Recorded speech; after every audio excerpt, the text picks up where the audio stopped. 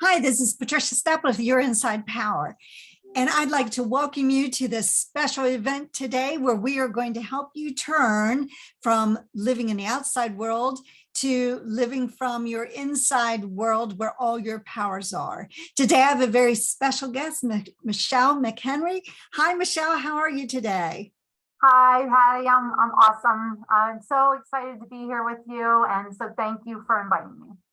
Yes, now I'd like to tell you a little bit about Michele. Michele is an RN. She's also a CEO of Leadership and Weight Loss Expert and a best-selling author of Your Amazing Itty Bitty Aging Well book. So she's going to tell us how to age well, and is an award-winning business leader, a woman of influence, a dynamic speaker, and founding member of the John Maxwell team, who inspires people to live their best lives now through freedom mindset, freedom habits, and the power of being free. So I'd like to welcome you, Michele, to this show. And I know that your combination between health and wellness and weight loss is what you really want for women. So could you just tell us a little bit about your story and how you got involved?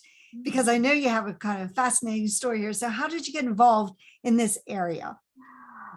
Well, thanks, Patty.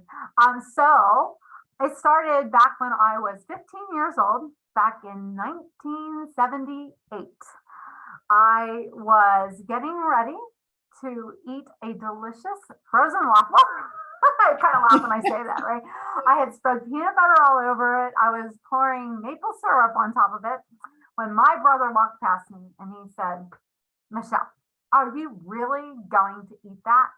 You are getting fat." And I just went, did I really hear him just say what I think he said? I was devastated. I felt fat and I felt ugly. I wasn't really fat, I was chubby fat. But his comment put me on a crash diet. I lost 15 pounds in 15 days, which is not a strategy that I recommend. But it's one of the reasons that I became a nurse and why I am here today and helping women who are overstressed, overweight, and overwhelmed to become happy, healthy, and feeling like a hottie. So that is my story of how I really got here.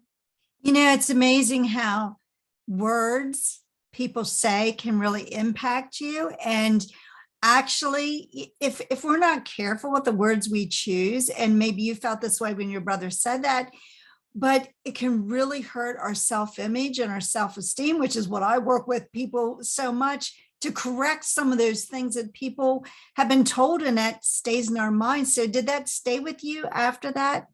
Yeah, it felt like yesterday. It still feels like it happened yesterday, right?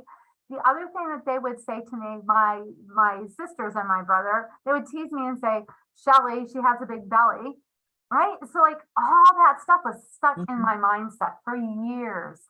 And so I secretly struggled with my weight and all these years until I finally figured out my 7-step freedom system. And now at 59, I can still fit into my skinny jeans. And that's what I want for everyone else too. So tell us about these 7 steps. Oh, so it's based on freedom, right? Okay. So we talk about like going from faith to fear, or finding your fearless, right? Because I try and put fun into weight loss. So fun stands for finding your fearless, becoming unstoppable, and then falling in love with the new you and never going back, right? So F is for the fearless. The R is, just really looking at our results. What are our goals? What do we want to accomplish, right? E is emotional eating and looking at those kinds of things like stress eating, anything along those lines. The E stands for, I call it exercise, but I really don't want us to think of exercising. I really want us to think about moving, right? Let's get up and move, because moving is what increases our metabolism. And when we keep our metabolism up, right, that's when we can lose the weight. And then D is really just the determination and discipline and just really, staying focused on what we want. Always really observing, right? And so really documenting, like keeping a ledger or whatever, right? A journal type thing. So just really observing and making sure, because what we don't track, what we don't measure, we don't track, we don't typically succeed. So we have to do that, whether we want to do that or not, right? And then M is really the mastering of it, mastering that mindset and really getting to that point and knowing that I am happy, healthy, and feeling like a high. That's really So it. let's talk about that mindset piece, because of course that's what I do with people, is talk about mindset. And I know that the mindset can really impact weight loss and how whether, I think you mentioned something about, do you like yourself? And, sometimes I had a client I've worked with for years. And one day she told me, she said, I don't really like who I am. And I'm like, how did I get that long with her? And that was the first time she ever admitted that to me, that she says, I just thought, everybody was that way. Nobody liked themselves. But you really do have to like who you are and accept you for who you are. And so how does that impact that mindset piece? Oh, yeah. You nailed it, right? Right. We have to fall in love with ourselves, right? We have to be able to put ourselves first. What I find is so many women who put everybody else first, us last, right? Because we feel like we're not deserving, we're not worthy, we're whatever, right? We're givers, we're not takers. And so we have to, in order to really be able to take care of everyone else, we do need to put ourselves first, right? And we do need to love ourselves enough to be able to do that. And one of the things that I like to share is we have three inner voices, right? We have, and this is what I call them. I call it our inner child, who wants to keep you safe, our inner critic, who wants to keep you stuck, and our inner confidence that wants to see us fly and succeed. And we can only listen to one of those voices at a time. And most of the time we're listening to either our inner child or our inner critic, because our subconscious mind, which you know very well, Patty, it wants to keep us alive, right? That's its sole purpose, is to keep us alive. And so the best way to do that is to keep us safe and keep us stuck, right? So if we're that inner child, so that fear of rejection, that fear of what if I'm not good enough, right? All that kind of stuff. We're thinking about that as that child, and that what happened in our childhood and in our past, and we don't want that to be repeated. And then we look at that inner critic that says, well, you're not good enough. You're not worthy enough, right? And so that's what keeps repeating in our mind over and over and over again, all those what ifs, right? Or what if I do this, but then I fail again, like all those kinds of things. And so that the biggest, I feel the biggest success in weight loss is really mastering our mindset. Interesting. So many things in life come down to that mindset. So if we don't have a really good handle on who we are and where we want to go and what our goals are, and mastering how you make the shifts necessary, because it's not just, sometimes people just say, you just need to be positive or have a positive attitude. I don't get you anywhere. You can have the, positive attitude and be the most unsuccessful at everything you do, because it's that shifting. But the other thing that kind of stuck in my mind as you were talking was, that when you're talking about women feeling like they're undeserving, like I love these historical series, that are semi-real and, semi-accurate, but have a lot of, dramatic things added to the production of the movie. And, when you go back, and a lot of our mindset is generational. Oh. And so you go back and you see how women were treated, back in the 14, 15, 1600s, they were, objects and, married off. And, it was just so interesting how history has dealt with women, that they weren't valuable. And I think that's why, that generational thought, because it's still there, it's still in our genetics, that's part of it, that we don't feel worthy. And thank goodness that's changing. But it's going to take time before women really start to say, hey, I'm important and I'm valuable too. And of course, then the other thing is when you're raising children, we often put the needs of our children before ours. And that again is something probably generational that, we've learned. Yeah, right. Absolutely. Yes. So how do you work with women to kind of shift that mindset and make sure that they're really important and that they feel valued? Yeah. So one of the things that I do is I really help them to create some powerful, positive affirmations. Okay. Right? So that they can say those every day. And then, because one of the things that we know is our subconscious brain, our brain doesn't know the difference between reality and future state. It doesn't know anything other than what you tell it. So if you tell it, I'm fat, if you tell it, I'm not worthy, if you tell it all those things, well, that's what it believes because that's what you told it, right? So you have to shift that. You have to shift your mindset. You have to start telling your brain who you want to be, what you want to be, right? Where you want to go. And so that's what when it starts to hear that, then it starts to go, oh yeah, that's right. That's who I am. And that's how you begin to shift that mindset. So that's one of the things that I do to help them. And I think sometimes that's, it's not just the words, like thinking I am fat, but it's just that thought, that comes so unconsciously at times. Maybe you look in the mirror and you're like, well, I don't look good in that. And so all you see is all the flaws. Exactly. And we don't often see the good qualities. It's when you talked about the critic mind, it's easy to be a critic. Yes. And particularly critical of ourselves, and it's sometimes hard to realize that we have a lot of good inside of us and we need to let that shine through. Yes. Yes. Absolutely. Yeah. So how did you use your RN degree and all this? Like, how did that all come together for you? Surely yeah. when you start out nursing, this wasn't the pathway you were headed on. No, it wasn't. So I actually started my nursing career, my main nursing career, because at first I was just like out on the floor and stuff like that, but in ICU. So I took care of the open heart patients when they came back from surgery. So I recovered them basically. We did that for like the first 24 hours, and as long as everything went well, then they went out to a different floor to recover, to further recover. So that's what I did, right? So I really took care of these very critical people.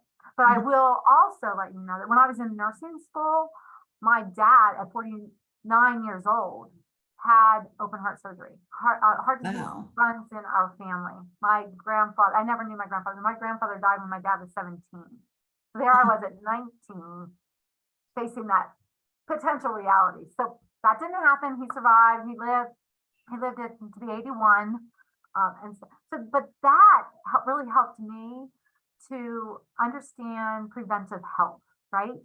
So then after ICU, I went into the cardiology department and I started working with people in cardiac rehab, trying to keep them out of the hospital, right? Let's you get you on a healthier lifestyle path. Because one of the things that we know is 80% of our health is our lifestyle. We blame it on our genetics, but the reality is that's part of it, but like 20% of it, right? So 80% we are in control of. And I think once we really truly understand that and realize that, that's when we can make those changes that will affect us positively, right? Yeah. So that's kind of how I got there. And one of the things I'd like to share is I believe that your health, your wealth actually is your health. So many people, they're so busy making money and doing all this stuff that I've seen so many people that they do that, but they don't take care of their health, and then they retire and they spend all their money going to the doctor instead of spending their time and money going on vacation or doing the things that they love, right? Like we work all these years trying to do the things that we can finally enjoy, and then we don't get to enjoy them. So that's really my passion. So let's talk about stress for a minute, because we know that stress is a major cause of lots of problems, but that there's a lot of ailments people have that are stress related. Mhm. And so do you ever see that with people, and how do you deal with the stress? Yeah, I do. Yeah, absolutely. Because most of us are going at 110 miles an hour, right? And we don't know how to slow down. We don't know how to take time for ourselves. And so, yeah, so I really work with them to do that. And one of the things that I I have people do is as often as you can, every hour, especially like we're on Zoom a lot, right? Now we are in front of our computer screens a lot because of COVID. So our lifestyles have changed. So I really encourage people to get up every hour and just do something for 3 minutes. Some kind of something, leg lifts, I don't care, like arm lifts, do something to one that increases your metabolism, but it also increases your breathing. So you're getting more oxygen to your brain. It helps you refresh you. It helps you just feel better. And just really encouraging people to move, because once people really start to move and exercise and just get out there and enjoy, they really realize what a great stress reliever that truly is, right? And so that's one of the things. Breathing, we work on breathing, right? So one of them that's simple, a simple one is like the box breathing, where you breathe in for the same amount of time, like it could be 4 seconds, 5 seconds, whatever. Hold it for 4 seconds or 5, and then go over and like exhale for 5, and then don't breathe. Like, so does that make sense? I'm kind of doing it like a Yes. flare, four, Mhm. 4, 4, 4, or 5, 5, 5, 5.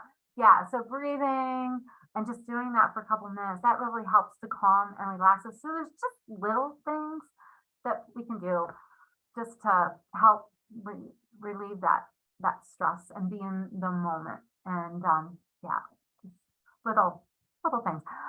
I I love to work with them to do some kind of mindfulness, like just prayerful meditation. Um, if they want to do that, just take time for themselves. Yeah.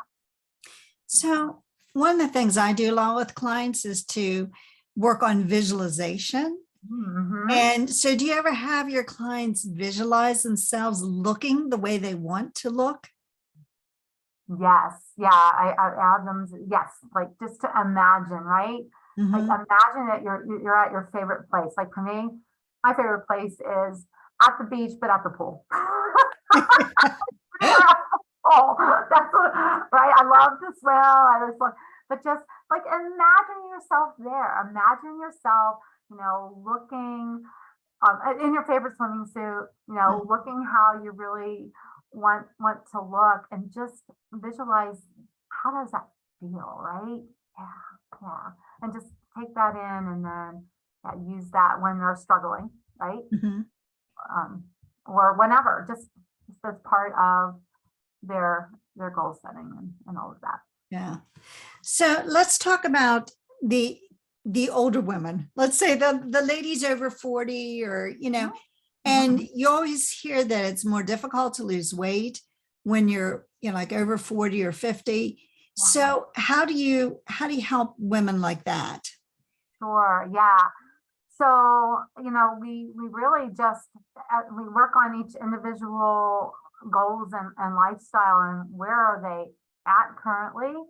And what I find is most of the time we're really truly in a sedentary lifestyle, right? Over the years, we just aren't moving like we need to be moving. And so I just really help them to increase their metabolism, because that's really the key to Okay. weight loss. But also look at, what are you currently eating? I will tell you that, and people are like, oh, Michelle, don't tell me this, but sugar. I mean, I used to be what I call a sugarholic. I had a mug that said eat dessert first, life is so uncertain, and I kind of lived by that motto for a long time. But what I realized when a few years ago, when I really truly cut out sugar, because once I hit menopause and stuff like that, it was like, okay, right? It's not as easy to lose the weight like you used to be able to lose weight.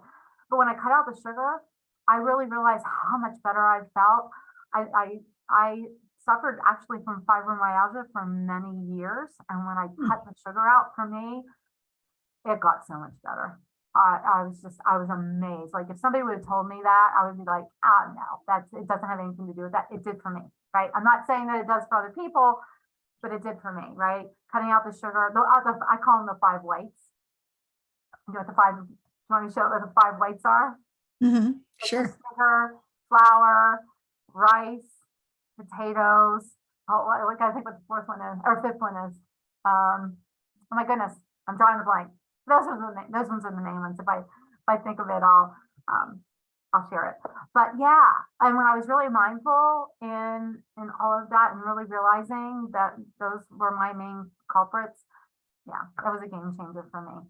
And so just little things like that. Like everybody's so individualized that it's really like just taking the time to customize and find what is going to work for them. Because I will tell you one of the things, we do not focus on the diet per se. I really believe the Mediterranean diet is one of the best diets overall. But I really work with women, so, like what you like to eat and what I like to eat are not the same. Right. And so how do Again, generational programming. Yeah, exactly. Right. Yeah. And so I really work with them on that, because if I put you on a diet that I don't even call it a diet. I don't even the D, like that determination, those goals and stuff like that. That's part of that. Diet to me is a 4-letter word. And if you think about it, what's in diet? What's the word that's inside of diet? Die, right? No, we don't diet, because when we diet, we're dying, right?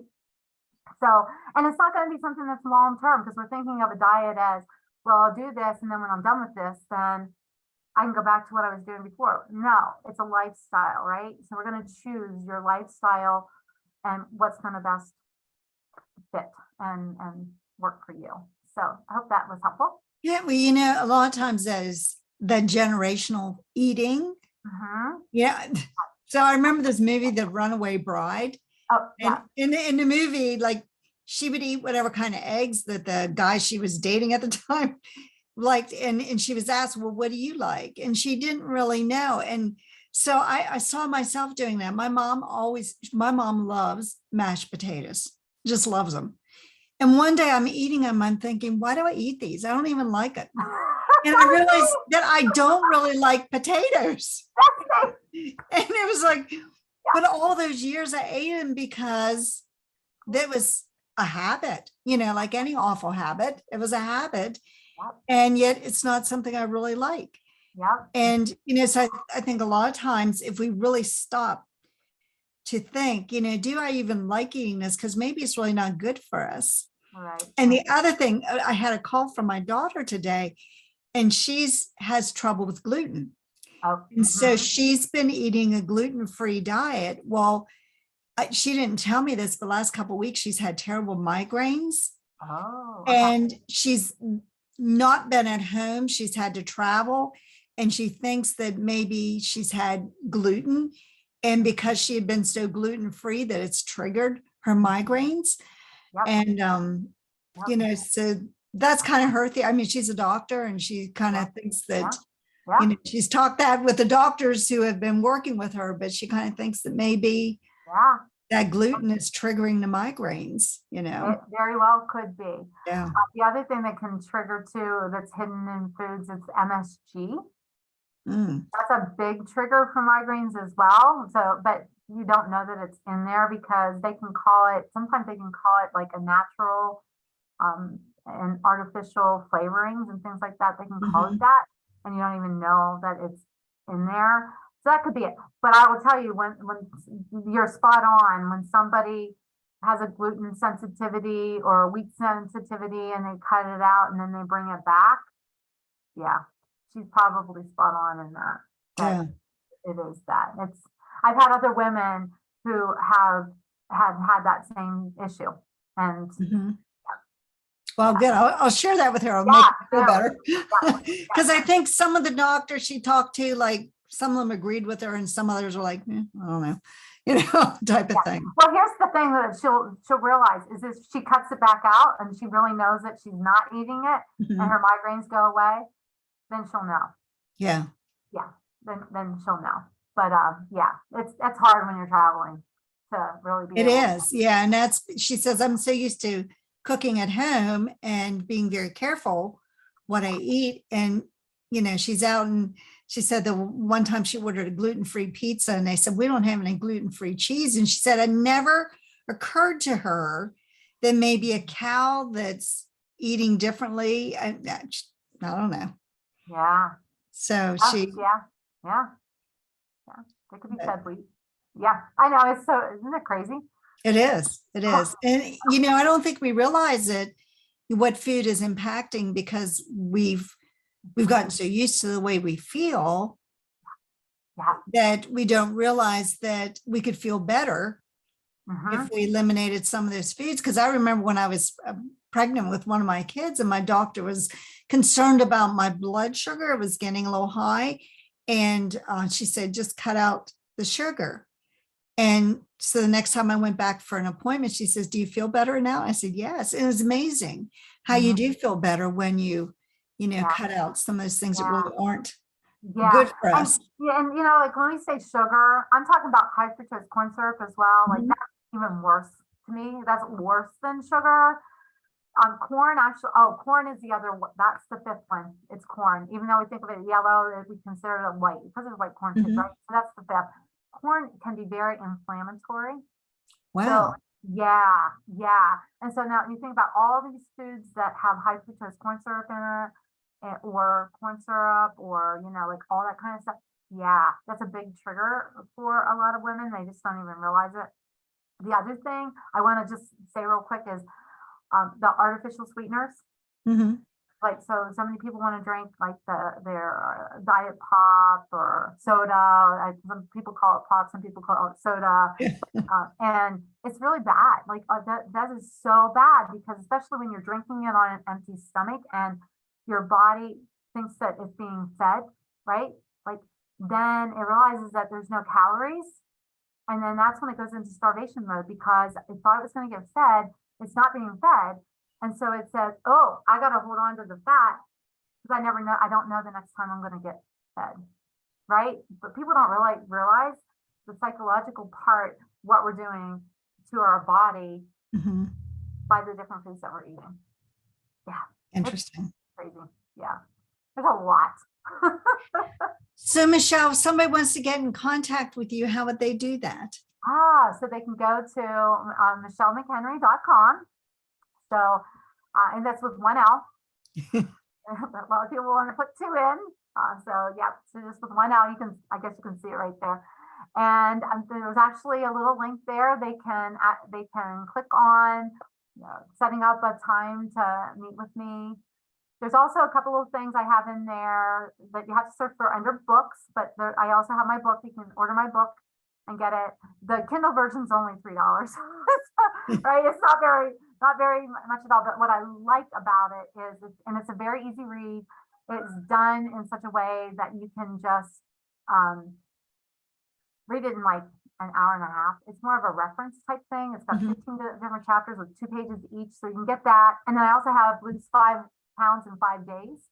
So a nice little thing there. And then the 31 days of affirmations, they can go and get that stuff. So yeah. Awesome. So just go to MichelleMcHenry.com, Michelle with one L. Yes. Well, I really appreciate you being here today and sharing your wisdom on how to help women with their weight and their mindsets and, all the answers. So check out her website at MichelleMcHenry.com. And again, I thank you for being with us today. Thank you, Patty. It's been a pleasure.